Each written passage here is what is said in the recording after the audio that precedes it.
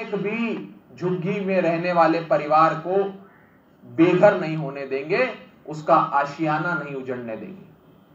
मैं आज आप सबके सामने ये नोटिस जो जारी करे गए हैं भाजपा द्वारा, इनको फाड़ता हूं और ये कहता हूं कि ये नोटिस गैर कानूनी है और जब तक अरविंद केजरीवाल जी जिंदा हैं तब तक किसी का घर उजड़ने नहीं देंगे।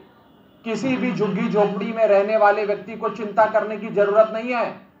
उनका मुख्यमंत्री, उनके परिवार का बड़ा बेटा अरविंद केजरीवाल अभी जिंदा हैं और आपका घर उजड़ने नहीं देंगे, ये मैं आपको विश्वास दिलाता हूं। साथ ही साथ बीजेपी को चेतावनी देता हूं कि हमारे परिवार की ओर आंख उठाकर भी मत देखना, नहीं तो तुम्हारी ईंट से ईंट बजा देंगे।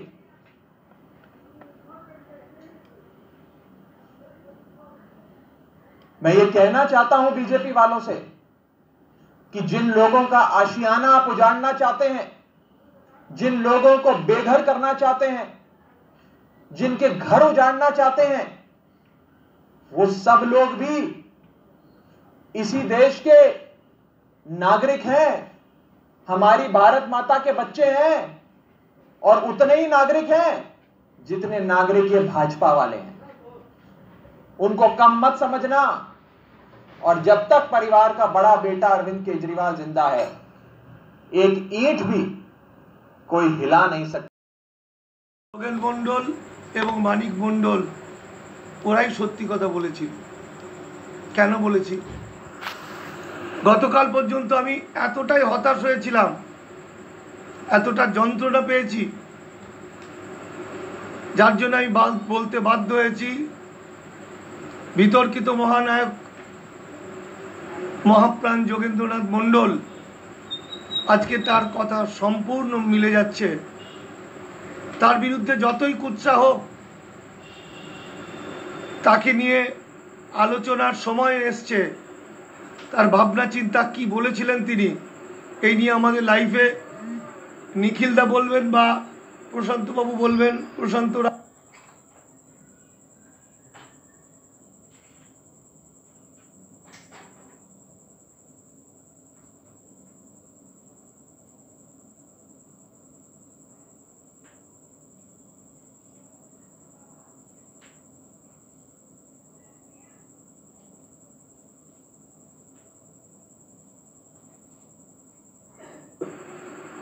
যারা আমার না তারা আমার কাছের মানুষ, কিন্তু খুব ব্যথা পেয়েছি, খুব যন্ত্রণা দিয়েছে। যাই হোক,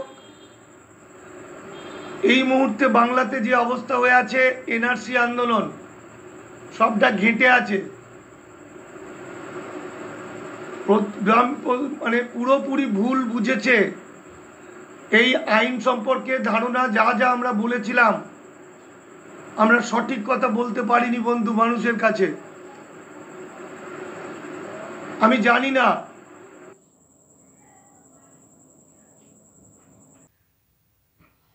আপনারা মানিক দাকে শুনলেন।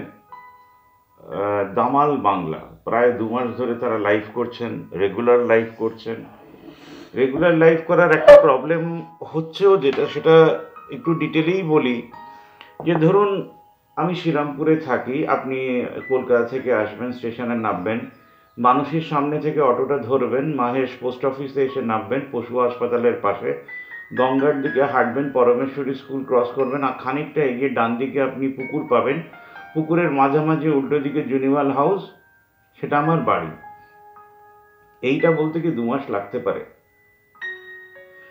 কোথাও যেন একটা সমস্যা হচ্ছে ভারতবর্ষের, যে নেতারা জানেন। আম আদমিকে শুনলেন যে বিজেপি দিল্লি ঝুগ্গি ঝোপড়ি বাড়িগুলোতে নোটিশ লাগিয়ে দিয়েছে যে কালকে তোমাদের বাড়ি ভেঙে দেবো, 15 তারিখ তাদের বাড়ি ভেঙে দেবো, 23 তারিখ তাদের ঝুগ্গি উড়িয়ে দেবো, 28 তারিখ তাদের ঝুগ্গি উড়িয়ে দেবো। তো যে বলছে, সে বলছে যে কেজরিওয়াল আপনাদের দাদার মতন, আপনার বাড়ির বড় ছেলের মতন, তাই আপনাদেরকে ভাবতে হবে না, আমরা এটা ভাঙতে দেব না।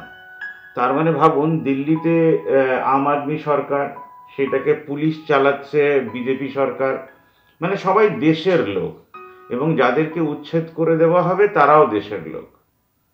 তার মানে তাদেরকে বাড়িটা দেওয়া হবে না, কিন্তু উচ্ছেদ করে দেওয়া হবে। এবার ভাবুন, আসামে ডি ভোটার হয়ে রয়েছে 19 লাখ লোক, তারা ঘুরে বেড়াচ্ছেন চারিদিকে। মানে দৌলতে কিন্তু বিজেপি নয়, দৌলতে বিজেপি যেমন নয়, সিপিএমও নয়, কংগ্রেসও নয়, তারা শুধু সিএ 2003-এ বলে দিয়েছিল যে আমরা কি করতে যাচ্ছি। আসামের একটা ব্লান্ডার, আসাম স্টুডেন্ট ইউনিয়নের ব্লান্ডার পুরো দেশকে এবার সহ্য করতে হবে। This is called politics in India, how to give বাস টু এভরিওয়ান। পলিটিক্যাল পার্টি মানে ট্যাক্সের টাকা নেবে, মানে আমাদেরই টাকা নিয়ে আমাদেরকে বাস দেবে। It's not the reverse way, যে সাধারণ মানুষকে কি করে বাঁচানো যায়, যে আমরা এই জায়গা থেকে ট্যাক্স তুলে দেব, সেল থেকে 2% নিয়ে নেব, তাহলে কাউকে ইনকাম ট্যাক্সও দিতে হবে না, ট্যাক্সও দিতে হবে না, সব জিনিসের দাম কমে যাবে। ব্রেনলেস ইউজ অফ ব্রেন যদি হয়, তাহলে যা হওয়ার তাই হবে। এবার এইটা তো গেল গভর্নমেন্টের দিক, যারা 5 বছরের জন্য আসে, তাই 5 বছরে তারা ভাবে একটা ম্যাজিক দেখিয়ে চলে যাব, তারা ভুলে যায় যে যাদের আন্ডারে তারা কাজ করছে। আমি আন্ডারে এই জন্যে বলছি, বাবুদের কালচার যেটা, ইয়েস প্রাইম মিনিস্টার দেখলে আপনারা জানতে পারতেন যে এই কালচারটা কত স্ট্রং আর কতটা নিজেদের জন্য কাজ করে, যে জন্য দেশে উন্নতি হয় না। এরাই আমাদেরকে বাঁশ দেয়, এবং এদের জন্যই ভারতবর্ষ এগোয় না, বা এগোয় একদম যে এগোয় না সেটা তো হতে পারে না। ধরুন, চলার স্পিড 100 কিলোমিটার হওয়া দরকার ছিল, সেটা এখন 5 কিলোমিটারে রয়েছে। এবার মানিক ফকির টাইপের, দামাল বাংলা টাইপের এই যে বড় বড় গ্রুপ, যারা 40,000 50,000 লোকেদের কথা বলেন, তারা এখনো মানুষকে দিয়ে কোনো কাজ করেন না। ধরুন, আপনি সিএ 2003 নিয়ে বলবেন, আমি ধরে নিচ্ছি 10 জন বলবেন, 3 মিনিট করে অ্যালট করলে 30 মিনিট বলবেন। সেটা একটা ইউটিউব যদি চ্যানেল হতো, তাহলে মানুষ তো সেটাকে শুনে ঠিক পথে চলে যেত, এবং সেটাকেই প্রজেক্টের হিসেবে যদি আপনারা গ্রাম ভিত্তিক একটা জায়গা করে দিতেন, যে 40,000 গ্রামে সেটা দেখানো হবে, কীভাবে প্ল্যানিংটা হবে, তাহলে একটা বড় টিভি তারা হায়ার করতো, সেখানে বসে হাজার হাজার মানুষ দেখে নিত যে আমরা নাগরিক হব কি হব না। সেখানে দেশের বড় বড় লয়াররা বলতেন, আপনারা বলতেন, তাহলে কিন্তু কেসটা মিটে যেত। কিন্তু সিএর বাইরে যে প্রবলেমগুলো রয়েছে, 19 লাখ লোকের হাতে টাকা তুলে দিলে তারা নাগরিকত্বের জন্য টাকা দিয়েও নাগরিকত্ব পেয়ে যাবেন। যেভাবে পাকিস্তান থেকে 600টা লোক এসে নাগরিকত্ব পেয়েও গেছে, তারা আবেদন করেছেন এবং প্রপার ওয়েতে পেপার টেপার দেখিয়ে তারা দেশের নাগরিক হয়ে গেছেন, তার সঙ্গে আদনান সামিও একজন। তো এই কেসগুলোও তো চলছে। যেটা ক্লিয়ার আমার কাছে হচ্ছে না যে আমাদের দেশের প্রবলেমটা কি। আপনারা অরুণজিকে শুনবেন, বিহারের ইলেকশন ইউথদের চাকরি নিয়ে হবে। আপনি ভাবুন, একটা ইলেকশন চাকরির জন্য হবে, তার জন্য মানুষ ভোট দেবে। তার মানে চাকরি হবে কিনা সেটা নিয়ে আমার সন্দেহ আছে, কিন্তু ইস্যুটা চাকরি হওয়া চাই। তাহলে আমাদের দেশে যারা চাকরি করবেন, ইউথরা, যারা ওই 500 টাকার ফর্ম ভরে 2000 টাকা খরচা করে পরীক্ষা দিতে যান, 2 লাখ পদের জন্য 2 কোটি লোক ছেলেরা অ্যাপ্লাই করে, এই যে হিউজ টাকা গভর্নমেন্টের ঘরে ঢুকে যায়, যেটা দেশের তো কোনো কাজে লাগে না, তাদের ইলেকট্রিসিটি বিল, তাদের গাড়ির বিল, এগুলো দেওয়ার জন্য কাজে লাগে। তাহলে এই যে সংগঠনগুলো রয়েছে, যেগুলো মিসইউজড, মিসম্যানেজড এবং দিশাহীন, তারা কি কোনো ওয়েতে সিটিজেন ফোরাম করে দেশের সমস্যার সমাধান করতে পারেন? এটাই বারবার করে বলার ছিল, যে আপনারা এক কথা কতবার বলবে। এবং কালকে আমি সেজন্য রেকর্ড করলাম, সেখানেও তারা বলছে আমরা এখন অবধি যা বুঝিয়েছি ভুল বুঝিয়েছি, আবার করে বোঝাতে হবে।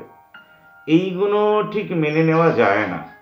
দামাল বাংলা যদি একটা ফিক্সড ইউটিউব লিঙ্ক করে দেয় এবং সেটাকেই বারবার দেখাতে থাকে, এবার ধরুন 40,000 জায়গায় রোজই মাসে একটা দিন মানুষেরা লিফলেট নিয়ে নামে যে এই ইউটিউব লিঙ্কটা খুলে দেখুন, তাহলে তো ভুল বোঝাবুঝির জায়গা নেই। সেই শ্রীরামপুর স্টেশনে নেবে, মানুষের সামনে থেকে অটো ধরে যদি একই কথা বারবার শোনেন, শোলে বলে সিনেমা দেখেছেন, প্রচুর সিনেমা দেখেছেন, তো সেই শোলে সিনেমা তো পরের বার চেঞ্জ হয়ে যায় না, রিশুট হয় না। তাহলে আমাদের দেশে যারা মুভমেন্ট করছেন তারা কি আদৌ মুভমেন্টটা বুঝতে পেরেছেন? চাকরি চলে যাচ্ছে, লোকে না খেয়ে মরছে, এই ডিফ অ্যান্ড ডাম স্টুডেন্টদের কি হবে, তারা নিজেদের গায়ে আগুন লাগিয়ে দিয়েছে। তা আমাদেরকে তো দেশের মানুষদেরকে বাঁচিয়ে এগোতে হবে। ডেমোক্রেসি মানে আমার সেটা মনে হয়েছিল। এইটা মনে হয়নি সকাল থেকে রাত সবাই বকেই যাবে। আমি ভাবলাম সিপিএমের হয়তো 2 কোটি ক্যাডার, তারা হয়তো মাসে 10 টাকা, 20 টাকা, 30 টাকা, 40 টাকা দিয়ে একটা ফান্ডিং করে, যে প্রশ্নটা আমি তীর্থঙ্কর রয়কে ইলেকশনের আগে করেও ছিলাম, যে তারা সব কিছুকে বাঁচানোর চেষ্টা করবে। দেখলাম তারা শুধু খাওয়াতে ব্যস্ত, মানে কমিউনিটি কিচেন চালাতে ব্যস্ত। যাদের রেশন কার্ড নেই তাদেরকে সিটিজেন রেশন কার্ডও এখন অবধি দেওয়া হয়নি। তাহলে বলা যেত যে আমাদের এই অঞ্চলে পিনকোড ওয়াইজ 400 জনের রেশন কার্ড নেই, তাই আমরা সিটিজেনদেরকে ইনভলভ করে তাদেরকে রেশন দিতে চাই। আমাদের দেশে এই মুহূর্তে একটাও সংগঠন নেই যারা দেশের জন্য কাজ করছে। সবাই খুব স্পেসিফিকভাবে কাজ করছে, পূজা হবে কি হবে না, পূজা কমিটির কাজ, পূজা হবে কি হবে না, কিন্তু মায়েরা পেনশন পাবেন এটা ওদের কাজ না। বড় অদ্ভুত চিন্তাধারা। মায়েরা পেনশন পাক না পাক, না খেয়ে মারা যাক, ছেলেদের চাকরি হারিয়ে যাক, কিন্তু পূজা কমিটি ভাববে পূজা হবে কি হবে না। দামাল ভাববে সিএ এটাকে কি করে অ্যাপ্লাই করব কি করব না। এইভাবে ছোট ছোট সব সংস্থা নিজের নিজের পয়েন্ট অফ ভিউ নিয়ে ব্যস্ত। কিন্তু ভারতবর্ষের আসল সমস্যা হচ্ছে আনএমপ্লয়মেন্ট এবং আনকানেক্টিভিটি। এই পাড়ার ক্লাব জানে না সেই পাড়ার কি ক্লাব কি করছে, এই পাড়ার সিপিএম এর অফিস জানে না সেই পাড়ার সিপিএম অফিস কি করছে, কিন্তু মুখপত্র একজন। সেই জন্য দেখবেন তারা খুব একটা পলিসিগত ডিসিশন নিয়ে কিছু কথা বলেন না। ও কি বলল, ও কি করলো, সে কি করলো, সেটা নিয়ে রাস্তা নেমে পড়ে। এখন আমার যেটা মনে হয়েছিল, এসইউসিআই যে কাজটা এতদিন ধরে বলে গেছে, ইলেকট্রিসিটি বিল এই বন্ধেও এই 6টা মাসের জন্য 7 টাকাকে 3.5 টাকা করে দেওয়া হয়নি। তার মানে কর্পোরেটরা সেম প্রফিটই করবে, আপনার ইনকাম থাকুক বা না থাকুক। আর আপনি বিল না দিতে পারলে আপনার বাড়ির লাইটটি কেটে দেবে, যেটা আমরা আহমেদাবাদ বিভিন্ন জায়গায় দেখতেও পাচ্ছি। তাই আমি সবাইকে রিকোয়েস্ট করছি, আপনারা একটা রাস্তা ঠিক করে নিন। আমি যে রাস্তাটা ঠিক করেছি যে মানুষকে কানেক্ট করার, তাতে যেটা হলো, হরিভূমি একটা ডিসিশন নিয়ে ওয়েবসাইট করলো, ওয়েবসাইটটা আপনাকে দেখাচ্ছি। আপনারা এখানে রেজিস্টার্ড করে মায়েদেরকে পেনশন দিতে পারেন। তাহলে দেখা গেল 200 জন রেজিস্টার্ড করেছে, 100 জন রেজিস্টার্ড হলেই একটি মা 1000 টাকা করে 12 মাস পাবেন। তাই আমি বললাম, যখন আমি ধরুন 100 জনকে আনিনি, তার মানে কি আমরা সবাই মিলে 100 জনকে আনলেও তো একটা মা পেনশন পেতে পারেন। এই কথা হওয়াতে প্রদীপ রাজি হয়ে গেল এবং 17 তারিখ দেবীপক্ষ যবে থেকে শুরু হচ্ছে, সেদিন সুন্দরবনের একটি মায়ের হাতে আমরা 1000 টাকা তুলে দিচ্ছি। কালকে আর একটা ইন্টারেস্টিং ঘটনা ঘটলো, সেটা হচ্ছে শ্যামলদা ফোন করলেন। শ্যামলদার সঙ্গে এখন দিনে 2 থেকে 3 বার কথা হয়। যেটা কথাগুলো হয় যে পলিসিগত, যে প্রফেশনাল ওয়ার্ল্ডকে কি করে এক করা যায়। মানে আমাদের প্রফেশনাল ওয়ার্ল্ড বলতে মন্দিরে গিয়ে একটা সিস্টেম তো আছেই, তারা মন্দিরে গিয়ে পুজো দেন, টাকা দেন, দিয়ে বাড়ি চলে যান। আমাদের সামাজিকভাবে ডুজ অ্যান্ড ডোন্টস নেই। মানে একজন এডুকেটেড লোক, সে এডুকেটেড হয়ে গেল, সে তার বাড়ি ছেড়ে গিয়ে নিজের ফ্ল্যাট থাকতে শুরু করলো, বাবা মাকে ভুলে গেল। এটা একটা ডুজের ভেতরেই পড়ে, ডোন্টসের ভেতরে পড়ে না। কারণ বেশিরভাগ ছেলেমেয়েরা তাই করছেন এখন। অনেকে ফরেন চলে যাচ্ছেন, ভালো পড়াশোনা করছেন। যারা আরও ব্রিলিয়েন্ট, যারা ইনকাম ট্যাক্স সেলস ট্যাক্সে আছেন, তারাও ব্রিলিয়েন্ট, পরীক্ষা দিয়ে পাশ করেছেন এবং এত ভুড়ি ভুড়ি ইনকাম করেছেন যে ভারতবর্ষের গ্রোথ এলো কি এলো না তাদের কিছু যায় আসে না। তাদের কিন্তু গ্রোথ 500%ই হয়েছে প্রতি বছর ধরে। ভারতবর্ষের জিএসটির অ্যামাউন্টের কথা বলা হয় যে সেন্টারে টাকা যাবে, স্টেটে টাকা আসবে। বলা হয় না জিএসটিতে যে কালেকশন হচ্ছে তার 30% আমরা দেশের উন্নতির প্রকল্পে লাগিয়ে দেবো, মানে নতুন ইন্ডাস্ট্রি খোলার জন্য লাগিয়ে দেবো। এটা কেউ বলে না। ব্যবসায়ী সমিতিগুলো দেখবেন ক্লাবের মতন ফাংশন করে, বছরে একবার মদ খেয়ে কোথাও একটা অনুষ্ঠান করতে যায়, তাদের পলিসিগত ডিসিশন কিছু নেই। তাই ভারতবর্ষে এই 6 মাসে দেখবেন তারাও কাঁদছে। বড় বড় সংগঠন শুধু কমপ্লেনই করে যাচ্ছে, স্যালারি দিতে পারবো না, পিএফ জমা করতে পারবো না, অমুকটি করতে পারবো না, পিএম এটাকে তুলে দিক। পিএম তো স্বাভাবিকভাবেই তুলে দেওয়া উচিত, দেশের পিএম, কিন্তু সে কোনো কিছুই তুলতে পারছে না। একমাত্র সুপ্রিম কোর্টে একটা কেস চলছে যে এই 6 মাসের জন্য ইন্টারেস্ট নেওয়া হবে কি হবে না। যদি সেন্টার বলে দেয় নেওয়া হবে না, তাহলে তারা ব্যাংকে ডিরেক্টিভ দিয়ে দেবে যে কোনো ইন্টারেস্ট দিতে হবে না। এটাও এরা 6 মাস ধরে ডিসিশন নেয়নি। লাস্ট কালকে যে টেলিগ্রাফে দেখলাম বলা হয়েছে তোমাদেরকে 2 উইক টাইম দিলাম। কোর্টের মতন চেষ্টা করছে, যেহেতু ইন্ডিয়ান কোর্ট টাইম তো সে লাগাবেই। আর একটা জিনিস যেটা বেশি করে দেখতে পাচ্ছি, বাচ্চা মেয়েদের প্রতি সেক্সুয়াল হ্যারাসমেন্ট, মার্ডার, এগুলো বেড়ে যাচ্ছে। তাই আমার মনে হচ্ছে যে একটু আপনারা বাচ্চা মেয়েদের সঙ্গে কথা বলুন, তাদেরকে একটু চোখে চোখে রাখুন। আর একটা কথা হচ্ছে যে এইগুলো খুলবে কবে? গভর্নমেন্টের হাতে তো কিছুই নেই। মানে 80,000 হলেই বা তাদের কি যায় আসে, 1 লাখ হলেই বা কি যায় আসে, মানুষ মরলেই বা কি যায় আসে, কারণ এটা তো কারোর কন্ট্রোলেও নেই। আপনি লকডাউন করেছেন তবে থেকে কেস বাড়ছে, আপনি খুলেছেন তাও কেস বেড়েই যাচ্ছে। It means it is not under your control, nature is not under your control. তাহলে আপনি এটা তুলে দিচ্ছেন না কেন? ট্রেন চালিয়ে দিচ্ছেন না কেন? Late people run the democracy the way it was running before. আপনার দ্বারা তো কিছুই হলো না, 6 বছরে এভরি প্রজেক্ট হ্যাজ ফেইল্ড। এবার আপনি রেলও বেছে দিচ্ছেন, অমুকও বেছে দিচ্ছেন। দেশের লোকেরাই যদি এক হয়ে যায়, যে ইস্ট বেঙ্গল ঠিক করলো যে আমাদের ফ্যান ফলোয়ার দিয়ে 2 কোটি লোক দিয়ে মাসে কিছু টাকা তুলে আমরাই কিনে নেব। ধরুন তারা শ্রীরামপুর স্টেশন কিনে নিল, ইস্ট বেঙ্গল শ্রীরামপুর স্টেশন, কি সুন্দর লাগবে না শুনতে? কিন্তু আমি জানি এখনো ভারতবর্ষের মানুষেরা সেই অর্থে সেইভাবে ভাবতেও শেখেনি। যতই রবীন্দ্রনাথ নজরুল পড়ে বড় বড় কথা বলুন, পাড়াতে এক হতে পারেনি। না লায়ন্স ক্লাব পেরেছে, না রোটারি ক্লাব পেরেছে, না পারছে, না সিপিডিআর পেরেছে, না এপিডিআর পেরেছে।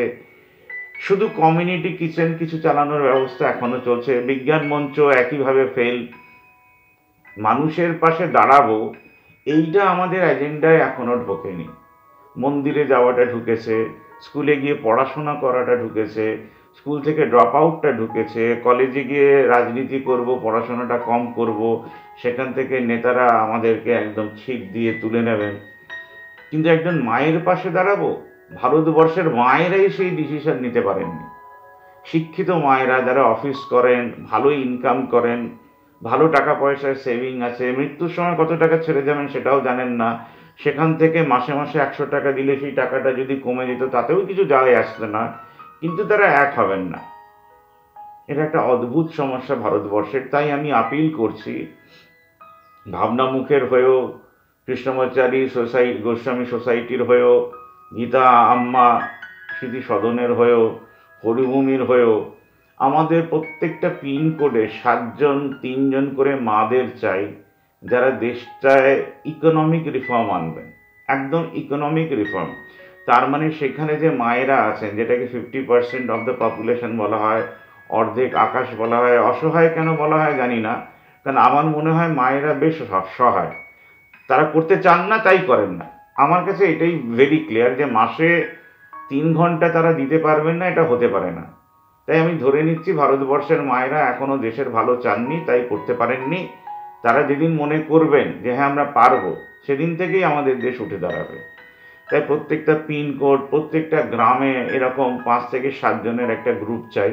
বয়স আপনাদের যাই হোক, 20 হোক, 30 হোক, 15 হোক, 60 হোক, 80 হোক, কিচ্ছু যায় আসে না। হ্যাঁ আমরা পারবো।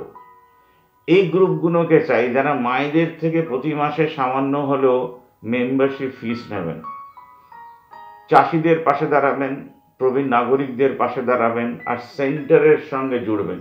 অনেকগুলো আমি নাম আর নাম্বার দেখাচ্ছি, আপনারা যে কারোর সঙ্গে জুড়তে পারেন। এবং আমি সবকটা এনজিওকে আহ্বান করছি, যেহেতু লকডাউন উঠে যাওয়ার মুখে রয়েছে, যে সবাই মিলে একটা সুপার আমরা এনজিও করলাম, যেটা গভর্নমেন্ট ফান্ডেড হবে না, যেটা সিটিজেন ফান্ডেড হবে। যেটা ভাবনা মুখে আমি বারবার বলছি যে আমাদেরকে স্যালারি দেবে সিটিজেনরা। এইভাবে সবকটা স্টেশনের জন্য একটা চ্যানেল হবে, তাহলে ভারতবর্ষের সমস্যার সমাধান এরাই করে নিতে পারবে। তাহলে যখন পার্টি ভাষণ দিতে আসবে, তাকে স্পেসিফিক কথাই বলতে হবে যে আমরা সিটিজেনদের সঙ্গে কাজ করে এই সমস্যার সমাধান করলাম, আর এই বছর এই প্রোডাক্ট থেকে ট্যাক্সটা তুলে দিলাম। আর মিডল ক্লাসের প্রোডাক্ট হবে যা মিডল ক্লাস ইউজ করে সব কিছু, আর যেগুলো বাইরের দেশের প্রোডাক্ট সেটা ইউজ করাটা বন্ধ করে দেবো আমরা, তাহলে আমরা এক হব। এইবার শুনুন বিহার ইলেকশন নিয়ে অরুণজি কিছু বলছেন তার কথা, এবং দামাল বাংলা থেকে শুরু করে যারাই কাজ করছেন যে একটা মাস্টার ভিডিও বানিয়ে নিন, যেটা জায়গায় জায়গায় রোজ দেখানো যেতে পারে। আর দেশকে জুড়ে আমাদের দেশের চাষিদের প্রবলেম এবং গরিবরা কী করে বড়লোক হবে তার উপরে কাজ করলে আমার মনে হয় আপনাদের হয়ে যারা ক্যান্ডিডেট দাঁড়াবে তারা প্রায় সব ইলেকশনে জিতে যেতে পারবে। তাই মানুষকে এক করার প্রকল্পটা করুন। রোজই একই কথা ভুলে গিয়ে লাইভে এসে কোনো লাভ নেই, তাহলে তো টিভি থেকে রিফর্ম চলে আসতো। আমাদের দেশে টিভিকে যেভাবে মিসইউজ করা হয় সেই জন্য তো রিফর্ম আসেনি। এক একটা বড় বড় ডাস্টবিন শিক্ষিত মানুষের হয়ে গেছে টিভি, এই জন্য শিক্ষিত মানুষেরাও মনে করেন আমরা বকবক করে গেলেই হবে, দেশে পরিবর্তনের কোনো প্রয়োজন নেই। অত পেতে রয়েছে দেশেরই গভর্নমেন্ট দেশের মানুষকে শেষ করে দেব বলে। হরিভূমি আর কিছু সংস্থা এখন কাজ করার চেষ্টা করছে এবং আশা করি देशेर मानुषेरी हाथ धरे देशेर मानुष उठे दाঁড়াবে। सोनी वर्मा जी, आपको भी बोलना था, हमको पता नहीं आप फ़ोन क्यों नहीं करते हैं। अगर हो पाया तो हम लोग सेंट्रल कमिटी बना रहे हैं और शहीद के फैमिली के पास जैसे हम लोग खड़े हो सके। सबाइके अनेक धन्यवाद।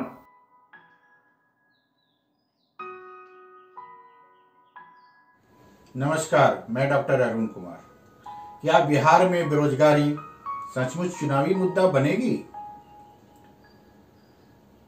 क्या बिहार विधानसभा चुनाव में इस बार बेरोजगारी जैसी गंभीर जमीनी समस्या सचमुच मुख्य चुनावी मुद्दा बनने जा रही है? क्या जातिवाद के महासागर में यह उफान संभव है? ये सवाल इसलिए क्योंकि राज्य में संभावित विधानसभा चुनाव की पूर्व बेला में प्रदेश की दो मुख्य पार्टियां जदयू और राजद ने नौकरी और बेरोजगारी के आसपास अपनी चुनावी रणनीति बनानी शुरू कर दी है। इस माहौल में प्रदेश की एक और मुख्य पार्टी भाजपा ने नए बिहार का मुद्दा उछाला है। हालांकि यह नया बिहार वास्तव में क्या है और पुराने बिहार से कितना अलग है यह स्पष्ट नहीं है। बिहार में इस साल नवंबर में विधानसभा चुनाव होने हैं। राज्य सत्तारूढ़ राजग की साझेदारी जदयू और बीजेपी चाहती है कि कोरोना प्रकोप के बावजूद चुनाव समय पर हो। इसी मंशा को बूझते हुए चुनाव आयोग ने भी सूत्रों के हवाले से फ्लैश चलवाया कि चुनाव वक्त पर ही होंगे। इसी के मद्देनजर राज्य में 15 साल के मुख्यमंत्री की कमान थामे जदयू नेता नीतीश कुमार ने एक नया पासा यह फेंका कि यदि किसी दलित का मर्डर हुआ तो वो पीड़ित परिवार के एक सदस्य को नौकरी देंगे, बशर्ते कि जनता उन्हें चौथी बार फिर मुख्यमंत्री बनवाए। जातीय कार्ड खेलने में नीतीश सिद्धहस्त हैं। नौकरी देने के लिए मर्डर की यह शर्त बड़ी अजीब और भयावह भी है। दलितों को रिझाने के इस नीतीशीय दांव को भांपकर मुख्य विपक्षी पार्टी राष्ट्रीय जनता दल के नेता तेजस्वी यादव ने प्रदेश के बेरोजगारों को लुभाने बेरोजगारी हटाओ नाम से एक वेब पोर्टल लॉन्च किया। साथ ही एक टोल फ्री नंबर भी जारी किया। बेरोजगारों को इस पोर्टल पर अपना रजिस्ट्रेशन कराना होगा। तेजस्वी ने कहा कि अगर बिहार में आरजेडी महागठबंधन की सरकार बनी तो बिना किसी भेदभाव सभी को रोजगार मुहैया कराया जाएगा। तेजस्वी ने कहा कि बिहार सरकार के अलग अलग विभागों में 4.5 लाख पद खाली पड़े हैं। इन सभी शर्तों पर भर्ती की जाएगी। वैसे देश में बेरोजगारी की हालत कितनी गंभीर है इसका अंदाजा उन सरकारी आंकड़ों से लगाया जा सकता है, जिनके मुताबिक देश में मनरेगा के तहत इसी साल अप्रैल से लेकर अगस्त तक 5 महीनों में 83 लाख से अधिक नए जॉब कार्ड बने हैं, जो बीते 7 सालों में सर्वाधिक हैं। जबकि वर्ष 2019-20 में कुल 64.70 लाख मनरेगा कार्ड ही जारी किए गए थे। जाहिर है कि कोरोना और लॉकडाउन ने सबसे ज्यादा गरीबों का काम छीना है। अकेले बिहार की ही बात करें तो लॉकडाउन के दौरान 40 लाख प्रवासी बिहारी मजदूरों को काम गंवाकर घर लौटना पड़ा था। इनमें से बहुत कम फिर अपने काम पर लौट सके हैं। जो नए मनरेगा कार्ड बने हैं उनमें भी बिहार दूसरे नंबर पर है। वहां 5 माह में 11.22 लाख नए जॉब कार्ड बने हैं, अर्थात राज्य में इतने बेरोजगार और बढ़ गए हैं। इन परिस्थिति को भी राजनीतिक दल आपदा में अवसर के चश्मे से देख रहे हैं, लिहाजा इस बेरोजगार वोट बैंक को लुभाने की होड़ शुरू हो गई है। ध्यान रहे कि पूरे देश में इस साल 3 सितंबर तक कुल 14.36 करोड़ मनरेगा कार्ड बने हैं, यानी इतने लोगों को काम चाहिए। उधर राज्य में सत्ता में सहयोगी और अपना मुख्यमंत्री बनाने का सपना देख रही बीजेपी इस सब मुद्दों से हटकर चुनावी कैंपेन को पॉजिटिव मोड में ले जाने का दावा कर रही है। उसने राज्य में आक्रामक डिजिटल कैंपेनिंग शुरू कर दी है। पार्टी का दावा है कि इससे उसका मतदाताओं तक आउटरीच बहुत बढ़ा है। पार्टी सोशल मीडिया में भी अपने ढंग से विधानसभा चुनाव को नैरेटिव सेट करने में लगी है। बीजेपी विपक्ष के इस आरोप को भी खारिज कर रही है कि राज्य में जंगल राज है। पार्टी ने अभी खुलकर सांप्रदायिक कार्ड खेलने की जगह हारेगा कोरोना, जीतेगा बिहार तथा सेवा में तत्पर बीजेपी निरंतर जैसे काउंटर कैंपेन भी लॉन्च किए हैं। बिहार बीजेपी प्रवक्ता राजीव रंजन का कहना है कि जिस कोरोना को विपक्ष मुद्दा बनाए हुए था, हमने तथ्यों से जवाब देकर उन्हें मैदान छोड़ने के लिए मजबूर कर दिया है। पार्टी बिजली, स्वास्थ्य, शिक्षा आदि के आंकड़े देखकर बता रही है कि बिहार कैसा बदल रहा है। बिहार कितना बदला या बदल रहा है, इससे बरकस यह कड़वी सच्चाई है कि देश का बेरोजगारी ग्राफ बहुत तेजी से बदल रहा है। CMIE की 4 सितंबर 2020 की रिपोर्ट देखें तो देश में बेरोजगारी की दर बढ़कर 8.3% हो गई है, जिसमें शहरी बेरोजगारी दर 9.7 तथा ग्रामीण बेरोजगारी दर 7.7 है। यूं बेरोजगारी पहले भी थी, लेकिन कोरोना दंश ने हालत और बदतर कर दिए हैं। अकेले जुलाई में ही देश में 50 लाख लोगों की नौकरियां चली गई। मनरेगा में मजदूरी के अलावा कोई स्पष्ट वैकल्पिक रोजगार उनके सामने नहीं है। उन्हें सहारा देने के लिए किए गए सरकारी उपाय नाकाफी साबित हो रहे हैं। अगर बेरोजगारी का राज्यवार प्रतिशत देखें तो 2 भाजपा शासित राज्य हरियाणा और त्रिपुरा में सर्वाधिक बेकारी है, तो इस सूची में कांग्रेस शासित राज्य राजस्थान तीसरे नंबर पर है। हालांकि बिहार इस सूची में तुलनात्मक रूप से नीचे है, लेकिन राजनीति सबसे ज्यादा और तेजी से आपदा में अवसर सूंघ लेती है। शायद इसलिए नीतीश का नौकरी और तेजस्वी का बेरोजगारी पोर्टल दांव चला गया है। हालांकि इन बातों का व्यवहारिक मतलब कुछ खास नहीं है। अहम बात यह है कि गले गले तक जातिवाद में डूबे बिहार जैसे राज्यों में बेरोजगारी को कोर चुनावी मुद्दा बनाने की कोशिश की जा रही है। यह कितनी कामयाब होगी, यह देखने की बात है। भारतीय राजनीति की विवंडना यह है कि यूं तो हर चुनाव में बेरोजगारी और महंगाई जैसे जमीनी मुद्दे उछाले जाते हैं, लेकिन दूसरे भावनात्मक मुद्दे के आगे ये निस्तेज हो जाते हैं। शायद यही कारण है कि बेरोजगारी टाइप मुद्दों से बेफिक्र भाजपा नए बिहार का सपना सजाने में लगी है, जो शायद प्रधानमंत्री नरेंद्र मोदी के न्यू इंडिया से प्रेरित है। हालांकि पार्टी ने पिछला बिहार विधानसभा चुनाव प्रधानमंत्री नरेंद्र मोदी के चेहरे पर लड़ा था, लेकिन नीतीश का चेहरा उन पर भारी पड़ा था, सो पार्टी इस बार सावधानी बरत रही है। यूं भी नीतीश कुमार जातीय राजनीति के हेडमास्टर हैं। दिग्गज नेता शरद यादव की जदयू में संभावित वापसी में उनके यादव होने का एंगल खास है। महागठबंधन के छोड़ दलित नेता जीतन राम मांझी को घर वापसी राजद के ओबीसी दलित गठजोड़ का बड़ा आघात है। साथ ही दलित राजनीति करने वाली एनडीए की सहयोगी तथा नीतीश के खिलाफ मोर्चा खोलने वाली लोजपा को भी चेतावनी है, क्योंकि इस पार्टी के नेता चिराग पासवान नीतीश के खिलाफ खुलकर मोर्चा खोले हुए हैं।